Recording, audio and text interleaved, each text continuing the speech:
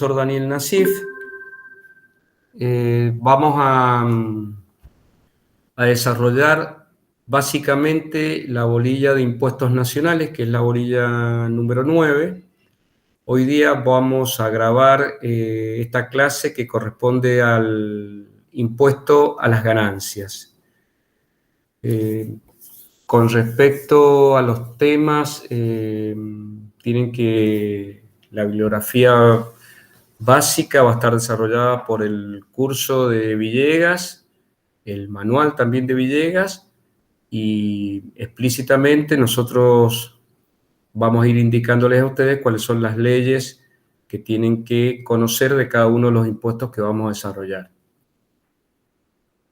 Hoy día vamos a comenzar con impuestos a las ganancias y vamos a tratar de programar alguna clase de consulta especial, porque hoy día no hemos podido dar la clase con un sistema, digamos, de comunicabilidad con ustedes, sincrónico. Por tal motivo voy a coordinar con la ayudante de finanzas para ver qué día podemos desarrollar una clase para que ustedes puedan, de alguna manera, plantear las dudas que tengan. Este material es muy probable que esta noche o mañana esté subido en el aula virtual, como así también un PowerPoint que vamos a subir para que ustedes tengan material para guiarse, para comprender el funcionamiento del impuesto a las ganancias. Luego de desarrollar impuesto a las ganancias, veremos también un impuesto al consumo que es muy importante, que es el IVA. Un impuesto patrimonial, que es el impuesto a los bienes personales. Vamos a analizar también el régimen del monotributo y vamos a desarrollar también un punto importante de la unidad 2, el punto 2C, que es el crédito público. Bueno, el impuesto a las ganancias es un impuesto muy polémico, que ha generado mucha polémica y va a seguir generando mucha polémica y mucha discusión en la sociedad argentina. Nosotros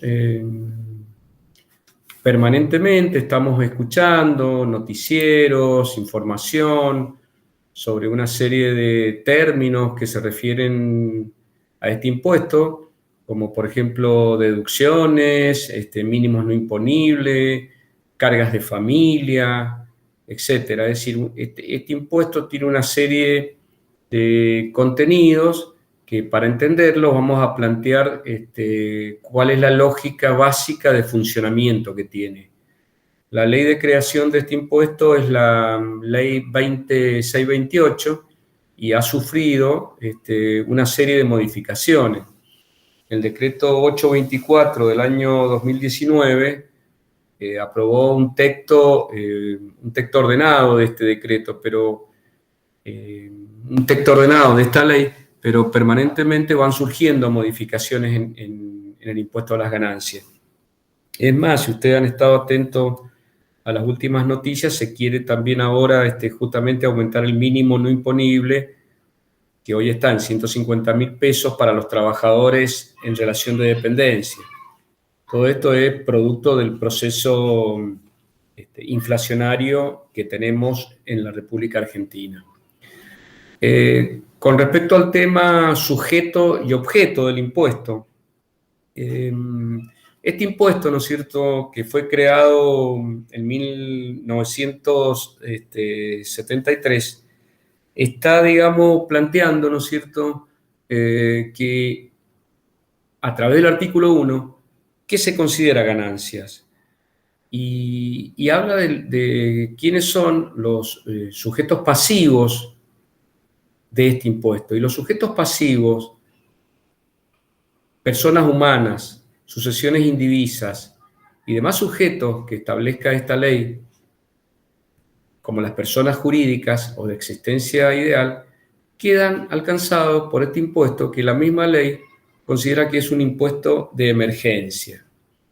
Las sucesiones indivisas, que las vamos a analizar específicamente y están desarrolladas en el artículo 36 de la ley, también son contribuyentes de este impuesto a las ganancias.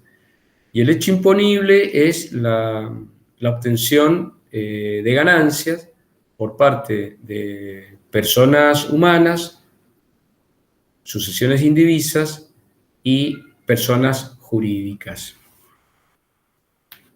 El hecho imponible es obtener ganancias. El artículo número 2 de la ley de impuesto a las ganancias, cuando habla de los sujetos, ¿no es cierto?, a que se refieren los párrafos anteriores, plantean que existen residentes en el país y residentes fuera del país.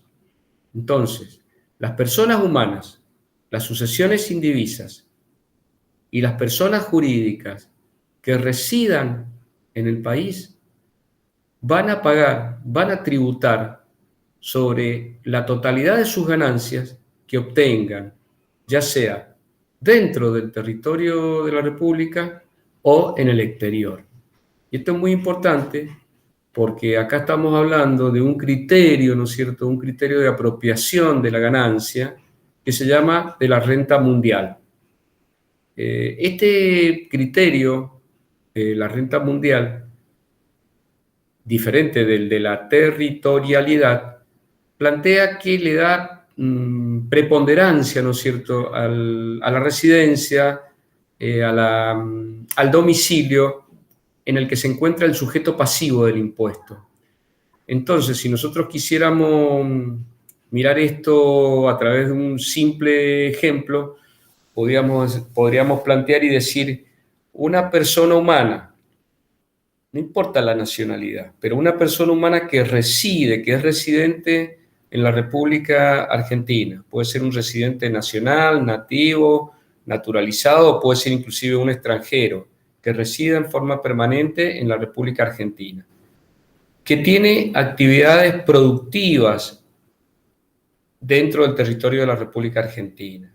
Por ejemplo, que tiene una bodega, pero que a su vez también esa persona posee una serie de actividades industriales, comerciales o financieras fuera de la República Argentina. Entonces, en este caso, este contribuyente, ¿sí?, no solo va a tener que tributar por los rendimientos, rentas o enriquecimientos que se produzcan dentro del territorio de la República Argentina por las actividades que él desarrolla, es decir, por la actividad de la bodega, si tiene departamentos que alquila, si tiene inversiones en bancos nacionales, sino también por las rentas, rentabilidades que obtengan, por las ganancias que obtengan fuera del territorio de la República Argentina. Y en este caso, quiere decir que este impuesto, ¿sí?, que es un impuesto de naturaleza dual porque incluye en la forma de liquidación un concepto que ya lo vamos a analizar más adelante, que es la parte del impuesto cedular, y otro concepto que es el impuesto global. Este impuesto, ¿no es cierto?, que con detenimiento lo vamos a ir analizando a lo largo de esta clase y de las sucesivas clases que sean necesarias para comprenderlo, va a generar, ¿no es cierto?, ganancias de fuente nacional, con el ejemplo que estaba desarrollando, y también ganancias de fuente extranjera. Es decir, todas las ganancias que obtiene un residente nacional, más todas las ganancias que tiene por actividades que desarrolla fuera del territorio de la nación, debe incluirlas en su declaración de impuesto a las ganancias. Los contribuyentes del impuesto a las ganancias que están inscritos en el impuesto a las ganancias tienen que presentar una declaración jurada determinativa del impuesto. Y en el caso de ser contribuyentes y les resulte que tengan que pagar, por supuesto tendrán que pagar el impuesto a las ganancias. Entonces, acá lo importante, lo interesante que ustedes tienen que captar de esto que estoy planteando es que todos los residentes nacionales van a tributar el impuesto, ¿sí? Todos los residentes fiscales argentinos van a tributar el impuesto por las ganancias que tengan en el país y por las ganancias que tengan en el exterior. ¿Qué ocurre acá?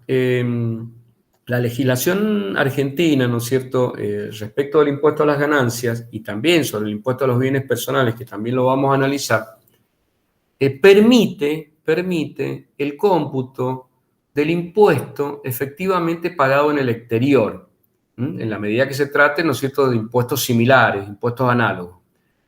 Quiere decir que si yo pagué impuesto a las ganancias por tener un departamento que alquilo en Uruguay, y por esa renta que yo percibo en Uruguay, he pagado el impuesto a las ganancias en Uruguay, ese impuesto que yo he pagado en Uruguay lo puedo tomar, ¿no es cierto?, en la República Argentina como un crédito con un límite, ¿no es cierto?, esto tiene un límite, en la declaración de impuesto a las ganancias que voy a producir en la República Argentina. Es decir, yo voy a tomar la ganancia de fuente nacional, voy a tomar la ganancia de fuente extranjera y voy a poder deducir el impuesto que yo he pagado en el exterior por el impuesto a las ganancias que pagué en la República Argentina.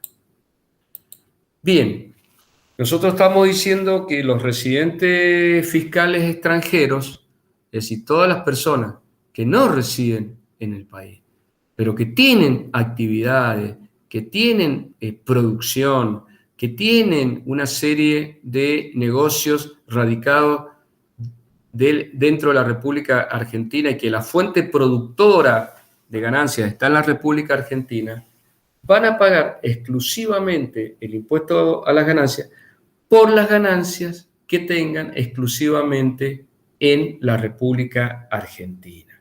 Es decir, este criterio se denomina, para diferenciarlo del criterio anterior, que era el de la renta mundial, los residentes fiscales extranjeros van a tributar el impuesto por el principio de la territorialidad de la fuente.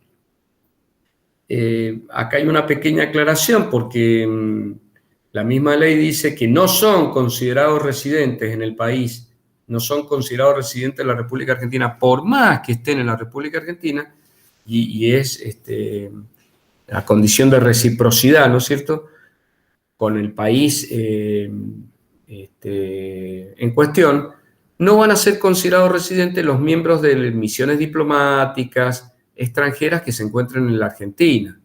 Es decir, si los miembros de las misiones diplomáticas de Brasil se encuentran en la Argentina y están trabajando en la Argentina, a los efectos de la ley de impuesto a la ganancia no van a ser considerados residentes del país, como tampoco los representantes extranjeros de organismos internacionales que actúen en el país.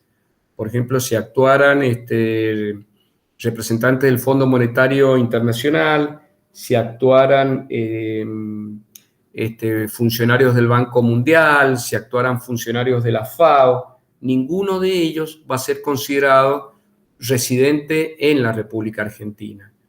Tampoco van a ser considerados residentes en el país las personas humanas, ¿no es cierto?, de nacionalidad extranjera que ingresen al país, ¿no es cierto?, con autorización temporaria con el fin de estudiar en la República Argentina. Por más que estén trabajando, por más que estén estudiando en el país, no van a ser considerados residentes nacionales. Bien, este impuesto tiene características especiales, ¿no es cierto? Ustedes ya han estado estudiando, ¿no es cierto?, los conceptos que ha desarrollado el profesor Saumel, los conceptos que ha desarrollado el profesor Molina con respecto a los tributos. Y una de las características que tiene el impuesto a las ganancias es que es un impuesto de muy difícil traslación, por no decir que no es trasladable. Ustedes recuerdan, ¿no es cierto?, que teníamos una clasificación de impuestos directos e indirectos y que los impuestos indirectos eran más fácilmente trasladables. En cambio, el impuesto a las ganancias no es un impuesto fácilmente trasladable.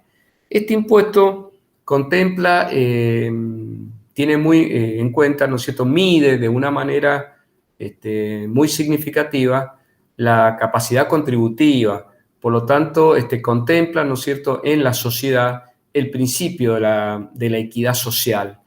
Además, es un impuesto que también, ¿no es cierto?, busca neutralizar los ciclos económicos. Recordemos que cuando estudiaron ustedes en economía, ¿no es cierto?, los distintos ciclos económicos, en el caso de impuestos a las ganancias, ¿no es cierto?, cuando tenemos mayor nivel de actividad económica, este es un impuesto que recauda más cuando suben los precios y por lo tanto cuando suben los ingresos. Por lo tanto, se puede decir que redistribuye la renta y cumple, ¿no es cierto?, también una función estabilizadora de la economía, porque básicamente este impuesto para las personas humanas y para las sucesiones indivisas están alcanzadas por una escala del impuesto, que tiene tasas progresivas. ¿Y qué significa que tenga tasas progresivas? Que a medida que va aumentando la ganancia neta sujeta a impuestos, la tasa de tributación va creciendo, arrancando, digamos, en el 5% y termina en el 35%. Este impuesto, ¿no es cierto?, que fue creado como un impuesto de emergencia, es un impuesto nacional. Es un impuesto típicamente directo en cuanto grava la renta neta y es de tipo personal, ¿sí?, para las personas humanas y sucesiones indivisas, porque además, ¿no es cierto?, de tener una alícuota progresiva, tiene en consideración aspectos, aspectos personales del contribuyente. Es decir, es un impuesto que le va a preguntar al contribuyente: ¿es soltero? ¿Es casado? ¿Tiene hijos? ¿Tiene cargas de familia? ¿Trabaja en relación de dependencia? Si usted no tiene un departamento, su casa propia y está alquilando, puede considerar una parte del alquiler como una deducción. Es decir, contempla una serie de aspectos subjetivos del contribuyente que no ocurre con los impuestos indirectos, ¿no es cierto? Todo el mundo paga la misma tasa del IVA, todo el mundo paga la misma tasa de ingreso bruto. Es decir, este impuesto sí tiene en cuenta consideraciones subjetivas personales. Por eso se dice que para las personas humanas y para las personas físicas es un impuesto, ¿no es cierto?, de tipo personal. No así para las sociedades, que es un impuesto que tiene la característica de ser un impuesto real, y están alcanzadas las sociedades, ¿no es cierto?, por una tasa de impuesto que es proporcional. Es decir, esta tasa que se aplica para las sociedades comerciales es una tasa que también ha sufrido una serie de modificaciones y que ya lo vamos a analizar cómo ha quedado el tema de las escalas de la tasa de este impuesto para las sociedades comerciales. Es coparticipable, es un impuesto que lo recauda la nación y lo distribuye, digamos, entre la nación y las 24 jurisdicciones. Y es un impuesto de ejercicio, porque el hecho imponible se va perfeccionando, digamos, por todas las operaciones, por todas las circunstancias, por todos los sucesos que van ocurriendo durante el ejercicio. Ustedes saben que el ejercicio económico para las personas humanas y para las sucesiones indivisas comienza, ¿no es cierto?, el 1 de enero y termina el 31 de diciembre de cada ejercicio. No así para las sociedades comerciales, donde el ejercicio económico de las sociedades es el que tienen determinado en sus respectivos estatutos. Con respecto a lo que se considera ganancia, o lo que esta ley considera ganancia, hay diversas teorías, distintas posturas, ¿no es cierto?, doctrinarias, que se han encargado de alguna manera de definir el concepto de ganancia. Y nosotros estas teorías las tenemos, las encontramos a lo largo de distintos artículos que tiene, de una cantidad importante de artículos que tiene esta ley de impuesto a las ganancias. Una de las teorías que intenta explicar, ¿no es cierto?, el concepto de ganancia es la que se denomina teoría de la renta producto. ¿Qué dice esta teoría de la renta producto? Dice que los rendimientos, rentas o enriquecimientos susceptibles de tener una periodicidad que impliquen la permanencia de la fuente que los produce y su habilitación. Entonces, para esta teoría, ¿sí?, para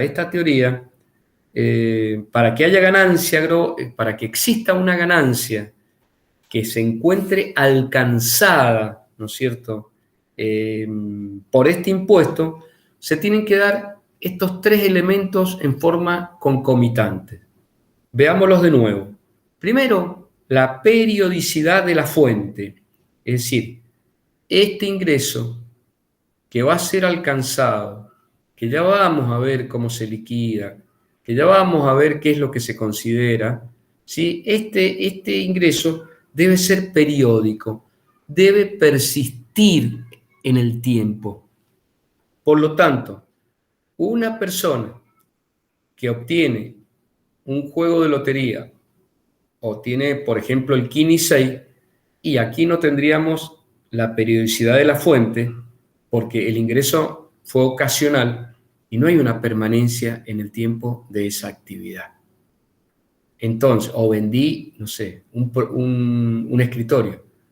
Si bien están alcanzadas la venta de escritorio y la venta de bienes muebles, ¿sí?, en el impuesto a las ganancias, el ejemplo que quiero poner es que si vendo un bien y desaparece ese bien, desapareció la permanencia de ese bien en el sistema. La otra característica de la periodicidad es la permanencia de la fuente que lo produce. Esta condición, ¿no es cierto?, tiene su fundamento en la existencia de una fuente generadora de renta que permanezca en condiciones de producir un beneficio.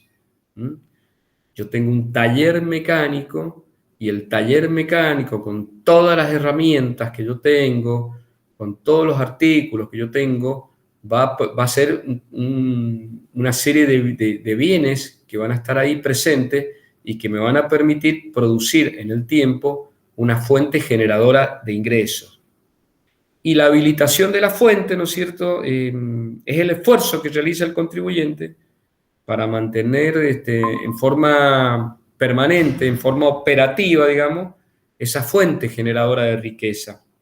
Este requisito, ¿no es cierto?, está relacionado con desde el punto de vista contable, con el principio de lo que se llama empresa en marcha. Y acá, ¿no es cierto?, podríamos tomar un ejemplo más sencillo, ¿no es cierto? Podríamos pensar, ¿no es cierto?, en un campo que tiene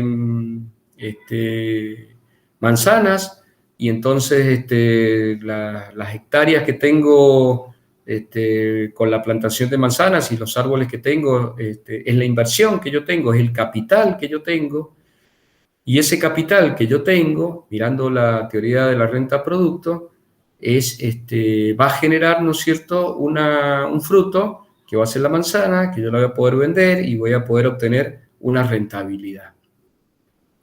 Acá un ejemplo, ¿no es cierto?, lo tenemos de la aplicación de la teoría de la renta producto en la ley de impuestos a las ganancias. En el artículo segundo, el inciso 1, habla, por ejemplo, de que se considera ganancia la renta que una persona física o una persona o ideal o una sucesión indivisa obtiene por el alquiler de un departamento. Tengo el departamento y voy obteniendo una renta en forma periódica. Tengo el título de abogado, estoy habilitado por el colegio, tengo la habilitación respectiva, tengo la matrícula y es permanente, y esto me va a permitir generar, ¿no es cierto?, actividad, ingresos, porque voy a generar actividades de asesoramiento.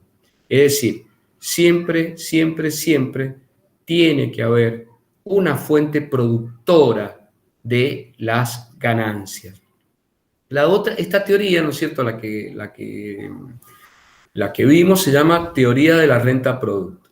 Hay otra teoría que se aplica exclusivamente para las sociedades comerciales y la podemos encontrar en el artículo 2 también de la ley de impuestos a las ganancias, en el inciso 2, y considera, ¿no es cierto?, esta segunda teoría, que se denomina del incremento patrimonial, considera que es ganancia el patrimonio al inicio que tiene una empresa. Por ejemplo, imaginémonos que el patrimonio al inicio es de 100, más el consumo que ha tenido esa empresa durante el ejercicio.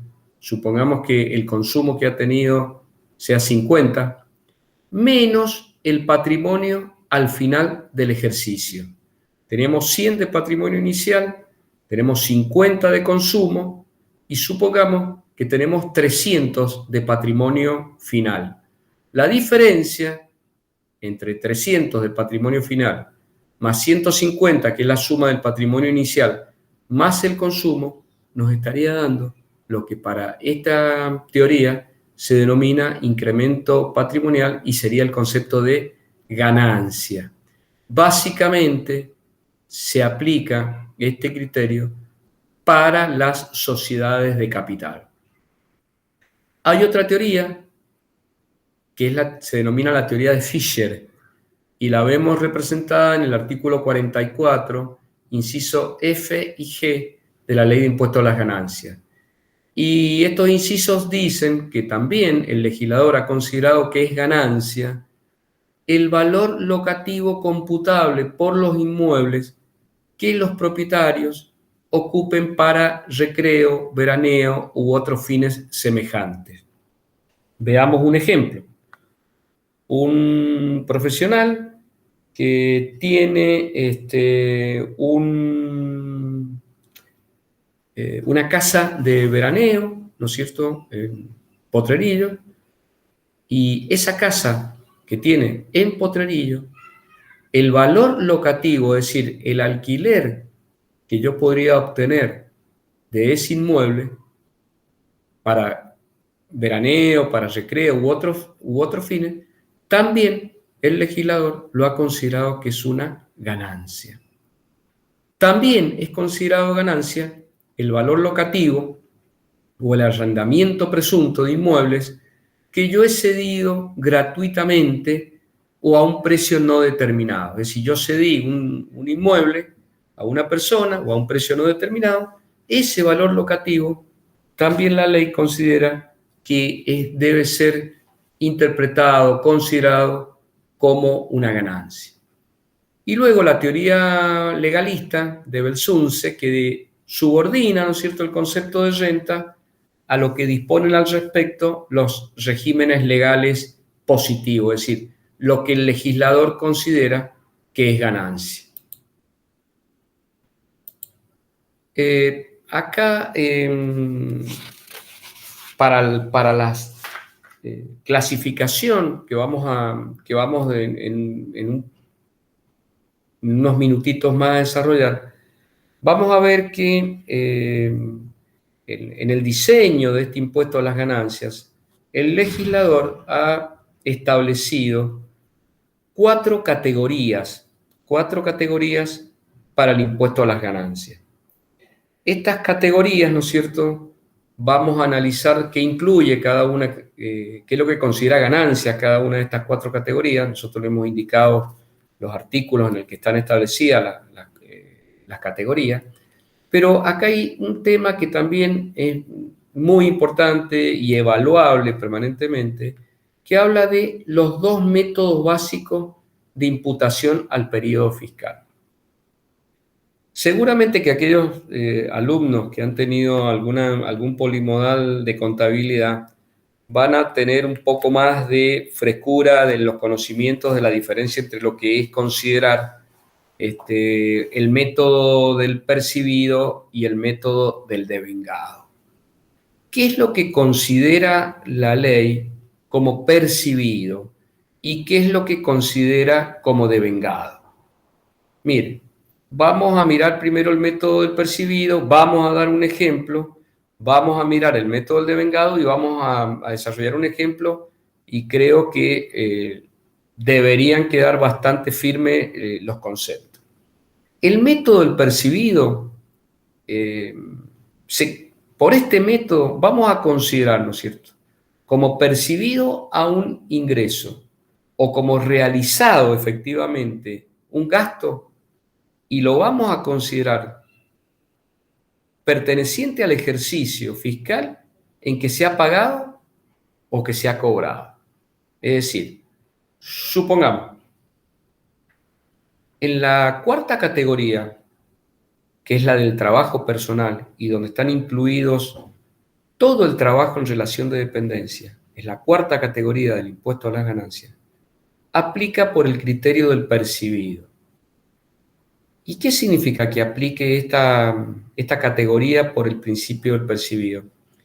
Y que va a ser considerado ganancia todo lo que efectivamente el trabajador cobró durante un ejercicio fiscal. Veamos un ejemplo. Si un trabajador, considerando el ejercicio fiscal 2020, vamos a hacer cuenta que estamos en el año 2020. El empleado va a sufrir, ¿no es cierto?, por ese trabajo que tiene, va a sufrir una serie de retenciones, en el caso de corresponder, pero para eso, previamente, tiene que considerar los ingresos que él ha tenido.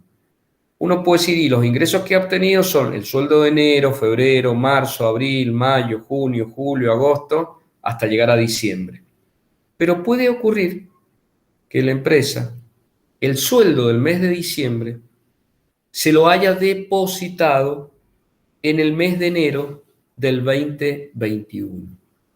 Ese sueldo del mes de diciembre 2020, que él lo ha percibido en el 2021, no es considerado como ingreso en su declaración de impuesto a las ganancias, porque él aplica por el método del percibido. Y lo único que debe ser considerado como ingreso para un trabajador por estar en la 4ª categoría son exclusivamente los ingresos percibidos efectivamente durante el año 2020. Y el sueldo del mes de diciembre, él no lo percibió en el año 2020, sino que lo percibió en el año 2021. Entonces, analicemos el otro método, que se llama el método de lo devengado. Entonces, por el mismo método se considera, ¿no es cierto?, a los ingresos y a los gastos como perteneciente al año fiscal en el que deben tener incidencia, de manera que no interesa que se haya producido o que yo haya cobrado o que yo haya pagado en el periodo que se liquida. Veamos un ejemplo. Las ganancias, yo les dije que eran 4 categorías del impuesto a las ganancias, y les he estado poniendo como ejemplo que el trabajo personal es 4ª categoría. La primera de las categorías del impuesto a las ganancias se llama, o hace referencia a la renta del suelo.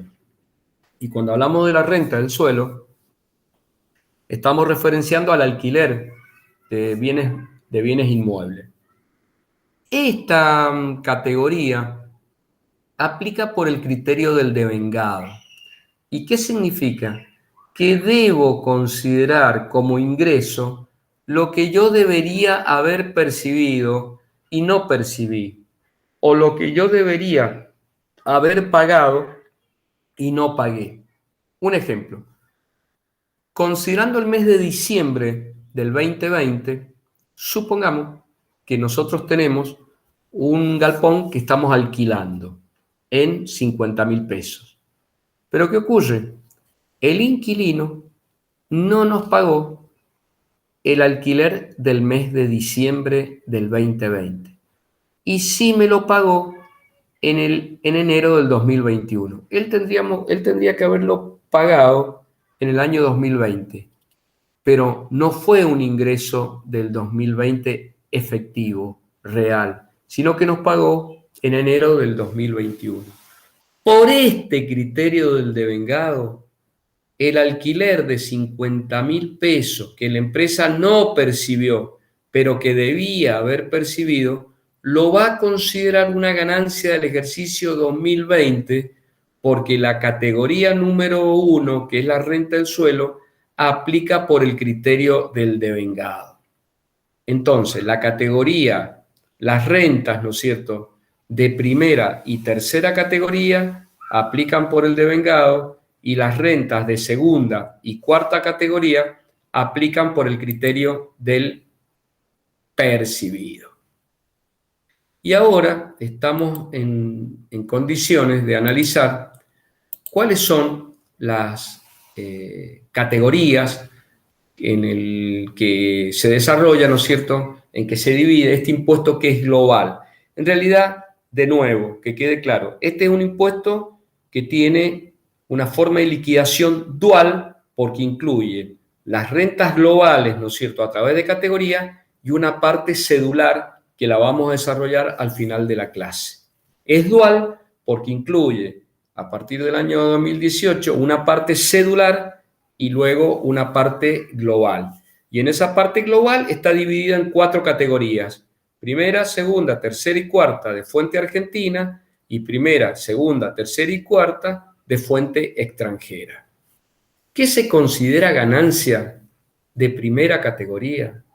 Y esto es muy importante que estos conceptos ustedes se vayan familiarizando, porque nosotros permanentemente estamos haciendo referencia si es una ganancia de primera, si es de segunda, si es de tercera, si es de cuarta categoría, porque eso además incide en otro aspecto de la liquidación del impuesto. Lo importante es que usted, o lo que esté vinculado con el alquiler de cosas inmuebles, se vincula con las rentas de primera categoría. Entonces, en el artículo 44 están detalladas todas las rentas de primera categoría.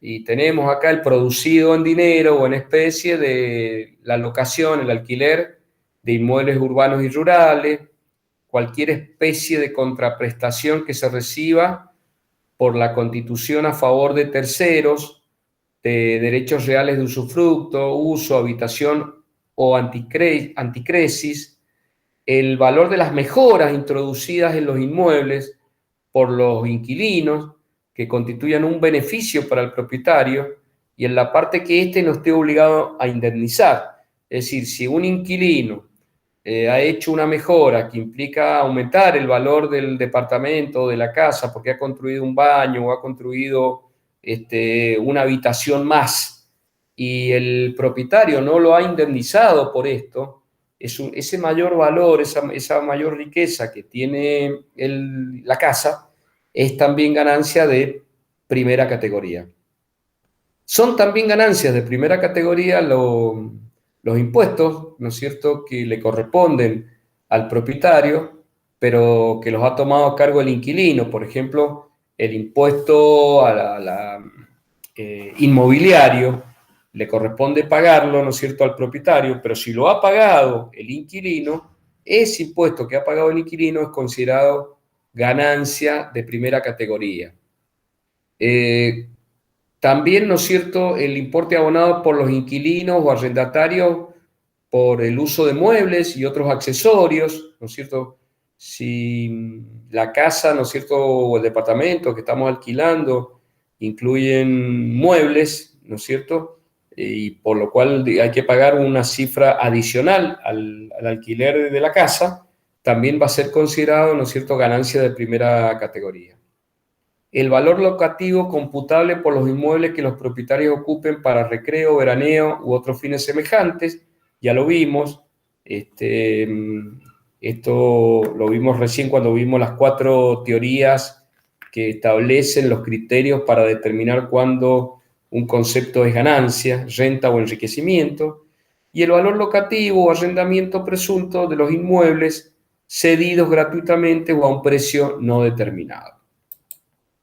Bueno, yo les acabo de presentar, ¿no es cierto?, las ganancias de primera categoría, que son las que se vinculan con la renta del suelo. A continuación vamos a ver las ganancias de segunda categoría. Segunda categoría, artículo 48, que se las denomina rentas de capital. Es decir, acá en ambas, la primera y en esta segunda, no se ve mucho el trabajo humano y el esfuerzo humano, sino más bien son ganancias que se obtienen por tener un capital invertido o por tener un terreno o una casa o un galpón o una oficina que yo estoy alquilando. Entonces, ¿qué se considera como ganancias de segunda categoría? Bueno, la renta, o sea, de los títulos, de los bonos, de las letras de tesorería, créditos en dinero o en valores, los beneficios de la locación de cosas muebles, es decir, si yo tengo herramientas para la construcción o maquinarias, motoniveladoras, y yo tengo una actividad comercial que se vincula a alquilar ese tipo de productos, que son bienes muebles, están como ganancias de segunda categoría. Las rentas vitalicias, las ganancias o las participaciones en seguros sobre vida, las sumas percibidas en pago de obligaciones de no hacer, ¿no es cierto?, o por el abandono o no ejercicio de una actividad. Bueno, estas sumas que yo recibo pueden ser de tercera o cuarta categoría. Si yo, por ejemplo, recibo una suma por no ejercer una profesión, sería de cuarta categoría, y si yo recibo una suma por no ejercer una actividad comercial, sería de tercera categoría. También se consideran ganancias de tercera categoría, de segunda categoría, el interés accionario que distribuyen las cooperativas, excepto las de consumo. Los ingresos que en forma de uno o más pagos se perciban por la transferencia de derechos de llave, marcas, patentes de invención, regalías y similares, aun cuando no se efectúen habitualmente esta clase de operaciones. Ustedes saben que los derechos de llave, cuando uno vende un comercio, se negocia un valor llave que es un valor que surge por el prestigio que tiene ese negocio, por la capacidad de generar utilidades que tiene ese negocio. Por lo tanto, ese valor llave que se percibe, que lo percibe la persona que vende el negocio, se considera que es una ganancia de segunda categoría. Los dividendos y utilidades en dinero o en especie que distribuyen a sus accionistas las sociedades de capital también son consideradas ganancias de segunda categoría. Los resultados provenientes de la compra-venta, cambio, permuta, de acciones, cuotas y participaciones sociales, títulos, bonos y demás valores. Acá están incluidas las monedas digitales, o sea, las criptomonedas, como así también la venta de inmuebles. Están consideradas ganancias de segunda categoría. Una cosa es la distribución del interés que puede recibir un bono, y otra cosa es la renta que percibe un título o una acción, y otra diferente es el resultado de la venta. Es decir, yo compro una acción a 10 y la puedo vender a 12, y en ese caso voy a obtener un resultado positivo por la venta de esa acción a un mayor valor que aquel que la compré. Por lo tanto, están alcanzados, ¿no es cierto?, tanto la distribución de los intereses, en el caso, los beneficios, en el caso de las acciones, los dividendos, como así también el resultado de la venta de esos títulos. Con respecto a las ganancias de tercera categoría, son aquellas obtenidas, la ley dice, por los responsables del artículo 73 de la ley, y hace referencia a la sociedad anónima, en comandita por acciones, SRL, en comandita simple, asociaciones, fundaciones, entidades civiles, mutualistas, cooperativas, por empresas de economía mixta, los fideicomisos constituidos en el país. También son ganancias de tercera categoría las derivadas de la actividad de comisionista, todo aquel que ejerza en su actividad, ¿no es cierto?, la tarea de ser comisionista, rematador, consignatario y todos los auxiliares de comercio en la medida que no estén incluidos como cuarta categoría. También las ganancias derivadas, ¿no es cierto?, de loteos con fines de urbanización, las provenientes de la edificación y la venta de inmuebles. Todas las que deriven de cualquier otra clase de sociedades constituidas en el país son consideradas ganancias de tercera categoría. Y todas las ganancias, cuando no comprendan ni en la primera, ni en la segunda, ni en la cuarta, son consideradas ganancias de tercera categoría. Bien, esta cuarta categoría es la categoría que se refiere al esfuerzo humano y al trabajo personal. También es verdad que en la tercera categoría hay mucho también esfuerzo humano y son las dos categorías que tienen más presencia humana, la tercera y la cuarta categoría. Y acá no hay ninguna duda porque se refiere, ¿no es cierto?, al trabajo personal, ¿no es cierto?, sobre todo en relación de dependencia, por desempeño de cargos públicos, ya sea a nivel nacional, provincial, municipal. En el caso de los magistrados y los funcionarios judiciales, se llegó a un acuerdo y se estableció por ley que aquellos que sean designados a partir del año 2017 comienzan a pagar impuestos a las ganancias. El trabajo personal, ¿no es cierto?, en relación de dependencia. Aquí, si miramos a nuestro alrededor, ustedes en su familia, la mayoría de las personas pueden estar trabajando en relación de dependencia, o ya sea en un comercio, una industria, en el propio Estado, dando clases, en un ministerio de salud, ya sea como enfermero, como médico, es decir, en las infinitas actividades humanas donde la relación laboral exista, digamos. En este caso, este trabajo personal en relación de dependencia es considerado ganancia de cuarta categoría. Están incluidos también como ganancia de cuarta categoría las jubilaciones, pensiones, retiros, el ejercicio de las profesiones liberales u oficios, las funciones de albacea, síndico, mandatario, gestor de negocios, los directores de sociedades anónimas, las actividades de corredor, viajante de comercio, despachante de aduana, los administradores de las sociedades de responsabilidad limitada, en comandita simple, en comandita por acciones, todos son considerados ingresos de cuarta categoría. Bueno, ¿qué ocurre en el caso de la sociedad conyugal? En el caso de la sociedad conyugal, esto está regulado en el artículo 35 de la Ley de Impuesto a las Ganancias, corresponde atribuir a cada uno de los cónyuges las ganancias que provengan de las actividades personales, es decir, poniendo un ejemplo, los cónyuges, uno tiene la profesión de médico y el otro la profesión de ingeniero civil, bueno, cada uno va a tributar el impuesto en función de las actividades personales que tienen, los ingresos que tengan por su actividad como abogado, como médico, como ingeniero.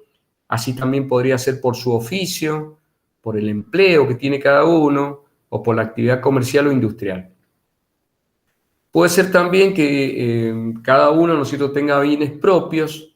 Los bienes propios son aquellos que han sido llevados, ¿no es cierto?, al matrimonio, y esos bienes propios generan distintas ganancias. Por ejemplo, yo tenía una farmacia y ejercía mi profesión de farmacéutico, bueno, por ese bien propio voy a seguir presentando la declaración, voy a apropiarme yo de esa ganancia y voy a presentar mi declaración de impuesto a las ganancias por esa actividad. Y en el caso de otros bienes, ¿no es cierto? Si existen otros bienes, en función de la parte en que cada uno haya contribuido a la obtención de ese bien y de no ser posible identificar, ¿no es cierto?, en qué porcentaje cada uno colaboró para la obtención de cada bien, es el 50% atribuible a la ganancia para cada uno de los cónyuges. La cosa se complica un poco más con las sucesiones indivisas. El profesor Schaumel explicó muy bien que las sucesiones indivisas tienen personalidad, no tienen personalidad jurídica, sino que tienen personalidad tributaria. Y en este caso, ¿no es cierto?, ¿cómo se va a resolver el tema de las sucesiones indivisas? Porque también, como explicó el profesor, los bienes quedan en un estado de indivisibilidad desde el fallecimiento del causante. Y supongamos, ¿no es cierto?, el caso de un propietario de una bodega que ha fallecido y esa bodega generaba bastante actividad económica, tenía empleados, compraba insumos, vendía. Bueno, ya ha fallecido, ¿no es cierto?, el dueño de esa empresa, de esa bodega. Y bueno, y esa persona que ha fallecido tiene herederos, ¿no es cierto? Pero claro, entramos en una primera etapa, ¿no es cierto?, y la ley las ha considerado contribuyentes del impuesto a las ganancias. ¿Y desde qué momento hasta qué momento son contribuyentes del impuesto a las ganancias las sucesiones indivisas?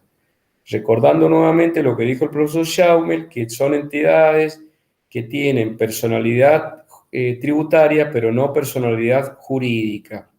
Desde el momento del fallecimiento del causante hasta que se produzca la declaratoria de herederos o que se apruebe el testamento, ¿no es cierto?, que cumpla con el testamento válido que cumpla con la misma finalidad. Entonces, desde el fallecimiento del causante hasta la declaratoria de herederos, y también como persona humana va a tener derecho, ¿no es cierto?, a la sucesión indivisa, a tomar todas las deducciones que en cabeza del dueño de la empresa tenía, no las va a perder las deducciones que le correspondían, va a tener que presentar una declaración de impuesto a las ganancias durante todo ese periodo. Si nosotros seguimos profundizando, en el caso de las sucesiones indivisas, decimos, bueno, muy bien, tenemos la sucesión indivisa, tenemos el fallecimiento del causante, tenemos la declaratoria de herederos, donde se establece jurídicamente quiénes son los sucesores universales y legítimos de esa persona que ha fallecido.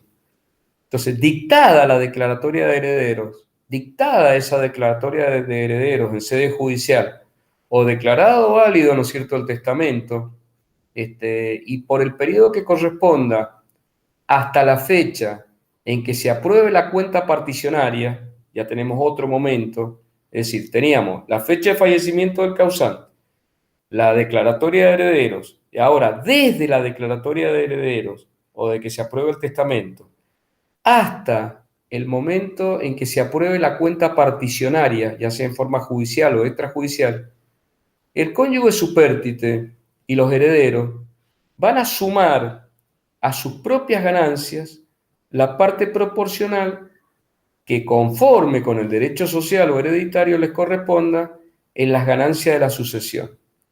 ¿Esto qué significa? Con un ejemplo. Si la esposa, ¿no es cierto?, tenía la esposa y 2 hijos, quiere decir que la esposa a su vez tenía una actividad personal, era profesional y ella presentaba su declaración de ganancias por sus propias actividades. Va a tener que declarar desde la fecha de la declaratoria de heredero hasta la cuenta particionaria el porcentaje en las ganancias de la sucesión que le corresponda por el derecho hereditario. por ejemplo, el 50%, y cada uno de los hijos el 25%. ¿Hasta qué momento se va a dar esta situación de declarar los porcentajes? Hasta que se apruebe, ¿no es cierto?, la cuenta particionaria. Y en la cuenta particionaria, jurídicamente, se le han asignado a cada uno de los herederos legítimos reconocidos cuáles son los bienes, ¿sí?, que van a incorporar a su patrimonio. Por lo tanto, a partir de la aprobación de la cuenta particionaria, como cada uno de los herederos ya tiene adjudicado los bienes, van a presentar la declaración de impuesto a las ganancias por las ganancias que generen los bienes que les han sido adjudicados. Y acá, ¿no es cierto?, está la definición de lo que es la cuenta particionaria, y decimos que es el medio que los herederos tienen para salir del estado de indivisión de los bienes, y asigna a cada uno de ellos la porción que, de acuerdo a la ley o al testamento, le corresponde a cada uno de ellos. Bien. Un tema también muy importante son las exenciones. Ustedes saben que existen las exenciones subjetivas, que se refieren a la persona, y las exenciones objetivas, que se refieren a la actividad. El artículo 26 de la Ley de Impuestos a las Ganancias establece cuáles son las exenciones, ¿no es cierto?, que estableció el legislador para no considerar estas ganancias, y por tanto no liquidar el impuesto a las ganancias cuando alguna de estas personas desarrolle estas actividades, o cuando se desarrollen algunas de estas actividades. Y bueno, y básicamente, ¿no es cierto?, como liberación del pago del impuesto a las ganancias, ¿no es cierto?, como beneficio, tenemos al Estado, a los fiscos nacionales, provinciales, municipales, las ganancias de aquellas entidades que estén exentas por leyes nacionales.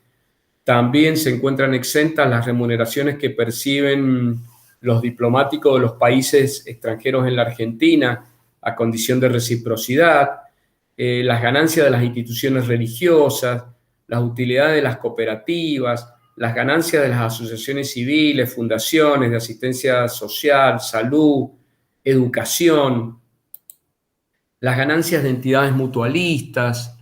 No están alcanzados con el impuesto tampoco las ganancias de los intereses de caja de ahorro, plazos fijos en peso, la indemnización por antigüedad en el caso de un despido, las ganancias de las asociaciones deportivas y culturales, los intereses originados, ganados judicialmente por créditos laborales, las ganancias provenientes de derechos de autor con ciertos límites, los reintegros y reembolsos a exportadores por impuestos abonados en el mercado interno, el valor locativo de la casa habitación ocupada por sus propietarios, todos los intereses de préstamos o de fomentos otorgados por organismos internacionales, etc. Yo los invito a que miren el artículo 26 y miren bien las exenciones, y puedan distinguir y separar las exenciones que sean de carácter subjetivo, o sea, a la persona, y las exenciones que sean objetivas,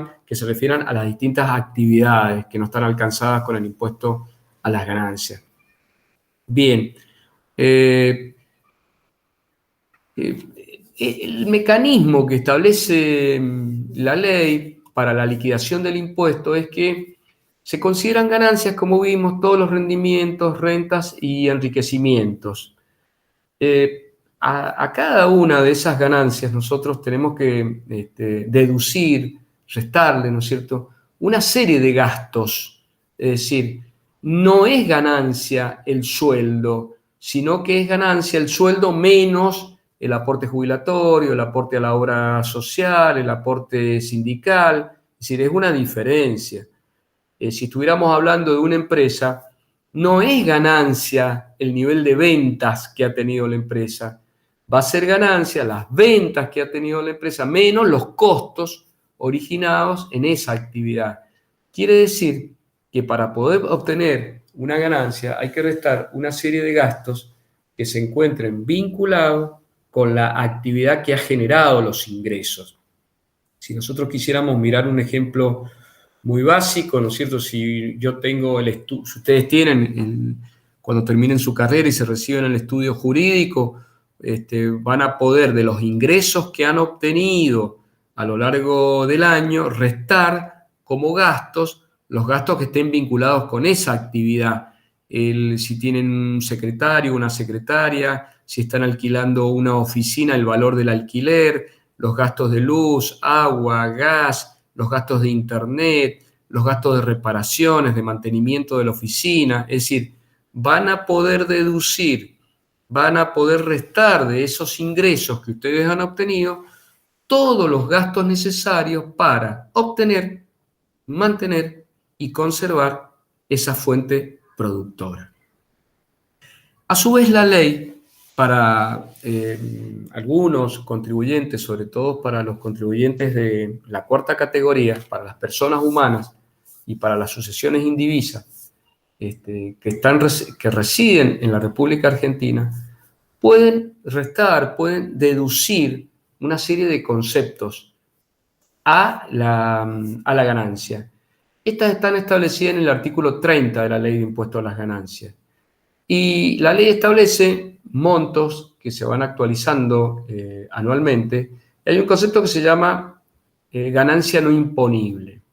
Por lo tanto, todos los responsables de la cuarta categoría y algunos responsables de la tercera categoría pueden deducir un monto que establece la ley anualmente en concepto de ganancia no imponible.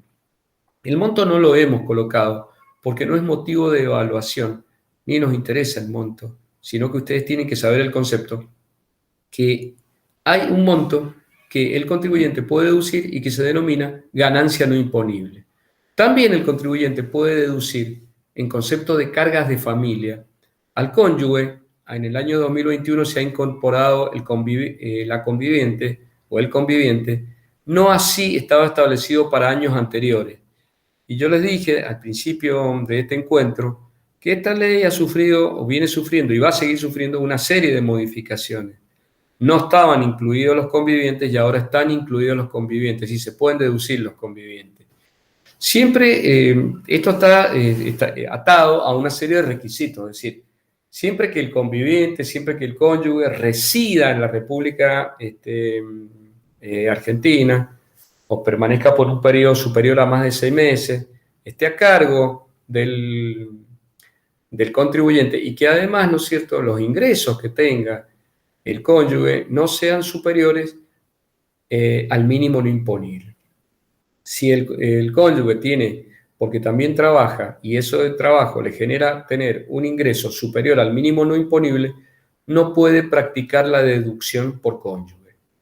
También se pueden deducir los hijos, hijas, hijastros o hijos incapacitados.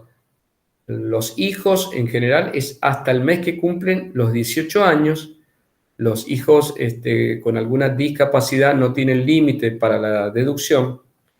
Y la característica también es la misma, que residan en la Argentina, que estén por más de 6 meses en la Argentina, estén a cargo del contribuyente y que además esos hijos no generen ingresos superiores al mínimo no imponible. En el caso de que ambos progenitores trabajen, la ley originalmente establecía que los dos podían deducir el concepto de carga de familias por hijo, pero ahora esta posibilidad se ha suspendido y es uno de los dos el que los puede deducir al 100%, es decir, o bien optar para poder deducirlo cada uno al 50%. Esta es una modificación también que se ha producido a lo largo del tiempo con respecto a las cargas de familia en el caso de los hijos. Y hay otra deducción también que es muy importante, que es una deducción especial para aquellas personas que trabajan en relación de dependencia, que equivale a 3,8 veces el mínimo no imponible.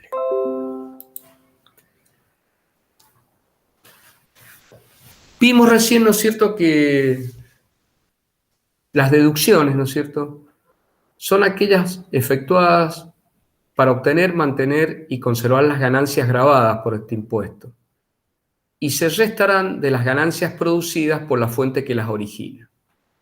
Ahora, hay deducciones, las que vimos recién son deducciones personales, las que están en el artículo 30, pero también la ley contempla, en los artículos 83, 84 y 85, otras deducciones generales para cualquiera de las 4 categorías que hemos analizado.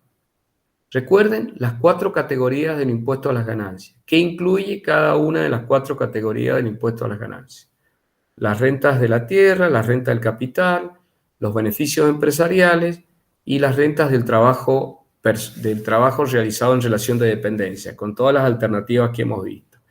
¿Cómo aplican, no es cierto, el método del percibido, el devengado a cada una de esas categorías? Que esas rentas se pueden obtener de fuente argentina, pero también puedo tener rentas de fuente extranjera. Puedo tener un alquiler de un departamento fuera del país. Puedo tener títulos públicos de un país extranjero. Puedo tener ingresos por haber asesorado a una empresa en el exterior. Puedo tener una empresa en el exterior y yo estar radicado en la Argentina. O sea, lo que siempre tenían ustedes que separar es dónde está la fuente productora. Si la fuente productora está en el país, es una ganancia de fuente argentina. Si la fuente productora, si son acciones de Apple que están en Estados Unidos, bueno, va a ser, y distribuyen Apple un dividendo, ese dividendo va a ser una ganancia de fuente extranjera. Ustedes tienen que aprender a distinguir esa caracterización que tiene el impuesto. Y también entonces, como dije anteriormente, se pueden practicar otras deducciones, deducciones que se llaman deducciones generales, y que se incluyen, todos tienen tope, los intereses por préstamos hipotecarios, seguros por fallecimiento, donaciones al fisco y a instituciones religiosas, las amortizaciones de los bienes inmateriales, honorarios correspondientes a servicios médicos, el 40% del alquiler de inmueble destinado a la casa habitación, descuentos obligatorios para obras sociales, aportes a planes de seguros de retiro, remuneraciones y contribuciones patronales del régimen de empleada doméstica. Es decir, una persona que tiene una empleada doméstica trabajando en su casa, puede deducir el monto de las contribuciones que le paga por mes y el monto que paga, digamos, de sueldo por mes con el tope del mínimo no imponible, y esto básicamente se estableció como una manera también de promover, digamos, el trabajo en blanco del empleo doméstico. Nosotros, al principio de la clase, yo dije que el impuesto a las ganancias, que lo debe presentar, ¿no es cierto? Cada contribuyente tiene que presentar una declaración jurada declarativa, ¿no es cierto? Hay contribuyentes que, en los casos que trabajan en relación de dependencia, tienen que presentar una declaración jurada informativa. Todo esto se hace por internet, con el número de quit, con clave fiscal. Y yo dije, es una imposición dual. ¿Por qué dual? Porque incluye global por cada una de las categorías, de renta argentina y del resto del mundo, pero también incluye, ¿no es cierto?, una imposición que se llama cedular, que es una liquidación que se practica del impuesto, que es totalmente diferente a la imposición global. La imposición global se determina, ¿no es cierto?, sumando, ¿no es cierto?, todas las rentas del contribuyente de primera, segunda, tercera y cuarta categoría, y a este resultado neto de las 4 categorías se le restan las deducciones del artículo 85 y las deducciones del artículo 30, y vamos a obtener lo que se llama una ganancia neta de fuente argentina sujeta a impuestos. Si hubieran actividades en el exterior, vamos a tener una renta neta global sujeta a impuestos, que va a ser una escala del impuesto progresiva que comienza con el 5% y termina en el 35%. Y en el caso de las sociedades de capital, ¿sí?, que se había establecido una alícuota proporcional fija, una nueva modificación en la ley de impuesto a las ganancias determina que para las sociedades de capital que tengan desde 0 pesos de ganancia hasta 5 millones de pesos de ganancia, van a tributar una alícuota del 25%. Más de 5 millones de pesos hasta 50 millones de pesos, la alícuota es del 30% de la ganancia que obtengan. Y más de 50 millones de pesos en adelante, la alícuota va a ser del 35%. Con respecto a la imposición cedular, ¿sí?, la cual no se mezcla con las otras rentas de las 4 categorías del impuesto, están indicadas en el artículo 97, 98 y 99. Y específicamente, ¿no es cierto?, en un próximo PowerPoint voy a subir cuál es la caracterización, ¿no es cierto?, de este impuesto cedular para que ustedes lo vean y no lo vayan a confundir con la liquidación del impuesto global por cada una de las 4 categorías que hemos visto. Está bastante acotado ahora porque han habido muchísimas modificaciones y muchas de las rentas que estaban alcanzadas con impuesto cedular han quedado, digamos, exceptuadas a partir de la declaración de impuestos del año 2020. Bueno, estimados alumnos, espero que escuchen este video, que miren los artículos que están establecidos en la ley y próximamente me voy a comunicar con ustedes para continuar con las clases en los temas que continúan y para ver si podemos establecer y coordinar una clase de consulta por los temas que he desarrollado hoy día. Bueno, muchísimo gusto y nos estamos comunicando. Muchas gracias.